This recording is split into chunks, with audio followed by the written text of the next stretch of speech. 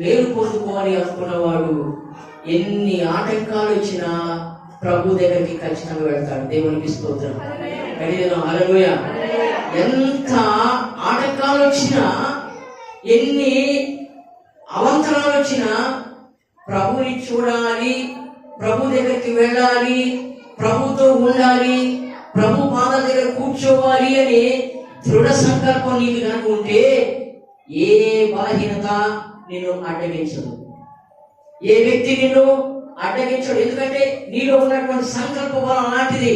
నువ్వు ప్రభు దగ్గరికి వెళ్ళాలి అనేటువంటి సంకల్పంతో, నువ్వు ప్రభుని చూడాలి అనేటువంటి సంకల్పంతో నువ్వు వెళ్తే, నువ్వు దేవుని సన్నిధికి వెళ్తే తప్పకుండా ఆయన నువ్వు చూడగలుగుతావు. ఆశపడిన ప్రాణం ఆయన మేలుతో తృప్తిపరిచే దేవుడు. జక్కయ్య ఆశపడ్డాడు ప్రభుని చూడాలి అని. ఈరోజు నీకు ఆశ ఉందా ప్రభుని చూడాలి?